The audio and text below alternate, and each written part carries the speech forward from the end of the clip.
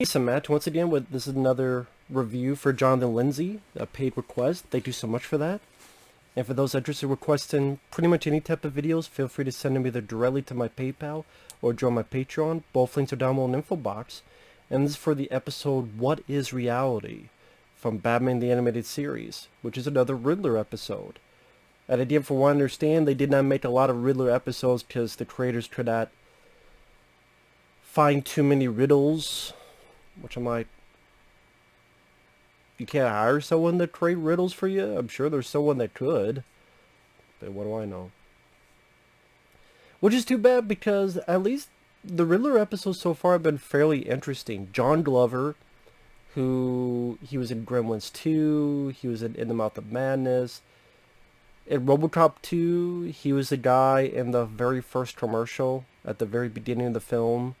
Talk about the car, the security system that fries the criminal, and it won't even drain your battery. That's John Glover. He voices the Riddler, fits the role fairly well. The riddles become fun. Granted, I can never solve them, but they're fun to see how Batman or Batman and Robin figure them out. And here you get a bit of VR quality to it, because the story is things are going wrong around the city. Like a guy's trying to get some money from his ATM, but there's a riddle and he can't get the money out. He loses all of it. And then there's like this big box, this puzzle with a question mark, and they're able to figure it out. It's an invitation. And it's something to do with this VR set, which one leads to another, and Commissioner Gordon gets trapped in VR land. And then Batman has to go in and save him. And like I said, the way he's figured out the clues, like for something to do with a penny. What's the thing for a penny? It's made of copper. Copper, cop. Police. What do you do with police? We do with coins. Do with nickels, dimes, quarters. Police headquarters. Yeah, that stuff is kind of fun. In the VR world, it's interesting because kind of like he was Freddy Krueger, Riddler could do anything in the world. And there's this nice red mist lighting him on it, so it gives a bit of a atmosphere to it. And you're able to let your creative juices flow. Like question marks firing at Batman. He opens a door, it's on space, but he realizes part of the clue is about a chessboard, so that appears, and then the chessboard pieces come alive, he's avoiding them, and then if he's successful at this riddle, he becomes like a knight, and it was interesting to see what would happen next, because whether it's a dream world or here a VR world, pretty much anything can happen. And even Batman realizes, well, wait, this is VR, so I could do anything as well. And sorry for the background noises. My neighbor's roosters, all that stuff. And yeah, I apologize for that. But like, he's able to duplicate himself, and the Riddler's able to duplicate himself. And yeah, it was fun to see people use their creative juices and be able to do it in this type of environment where that's sustainable. But if it just happened in the real world, it'd be like, well, wait a minute, if that could happen, then anything's possible. But you're still contained in this VR world, so it's a containable, but yet you can do anything you want. Same with Freddy Krueger in the dream world. You can do anything he wants, but it's still this contained aspect of being the dream. I don't know how else to put it, but there's this dichotomy of do anything you want, but still, there's still a limit. Again, I know that doesn't make sense. I don't know how else to word it.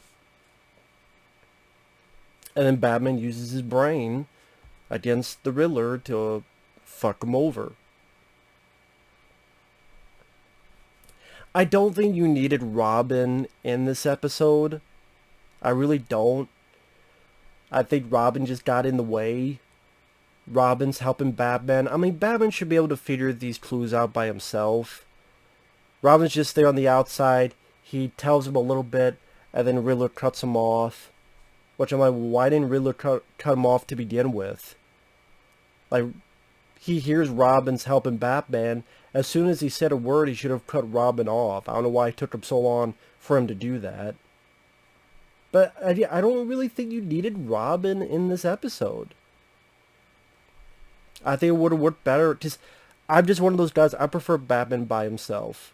I've never been a Robin guy. Now, the voice actor doesn't do a bad job. The Robin's not irritating. Again, just personal preference. I always prefer Batman solo. I was never a Batman and Robin guy.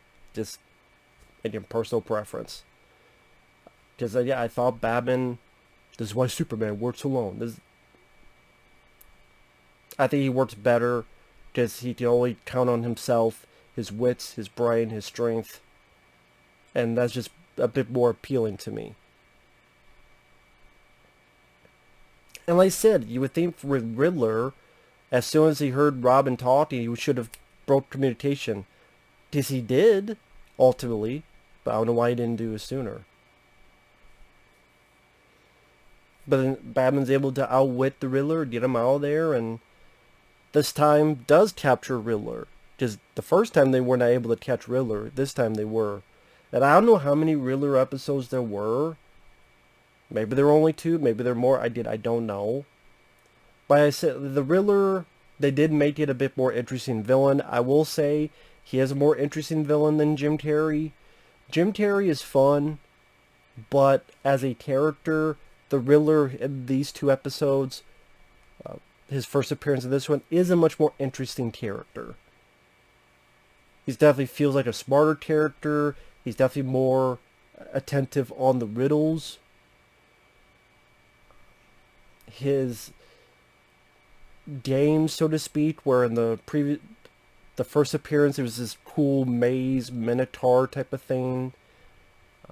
I would still say I probably like that more than this one, but this one, using the VR and being more creative, like you have the constellations even at one point get involved, and it was cool to see like what more they could do. And like I said, I like the whole red lighting because it made it seem a bit more unique during the whole VR sessions.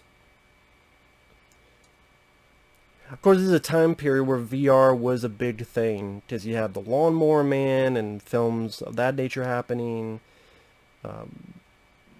Is VR the big new thing? Johnny Mnemonic? Is this going to be that sweep the nation? I mean, I remember around that time, I was a kid and I went to Mall of America. The only time I got to go there, which is sad. I don't even know if Mall of America is around, honestly, because malls are pretty much dead. But I don't know if that mall, I should look that up. But I always wanted to go back. Sadly, I never did. But I remember I went there one time and they were doing something with VR for kids. And you could get in. And I know I got in and it was like a bubblegum thing. So I don't know if it's like you shoot bubblegum at people in VR. And I didn't know what I was doing. But I don't know if I won. But it was just a consolation prize, but I got like a soft ball of bubble gum. Like you smell it, smells like bubble gum.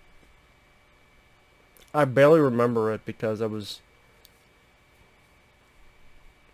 I 8, 9 years old? Geez, it's probably around 91, 92. I can't remember. But yeah, I'm just saying VR was a big thing. Granted, you have the Oculus Rift and stuff like that, but you don't hear a lot of people talk about VR like people were during that whole era. Again, people thought this would be the new step, and it was a little bit of a fad more than a big step into any type of direction. But you got some fun novelty stuff, like episodes like this one. So the animation I thought was fairly good. Like I said, be able to have sort of the sky the limit mentality in a VR set. Like I said, I just wish Robin wasn't there. I don't think Robin needed to be there. Other than that, I liked it. So with that said, thanks for watching. Take care. We'll see you guys later. Bye-bye.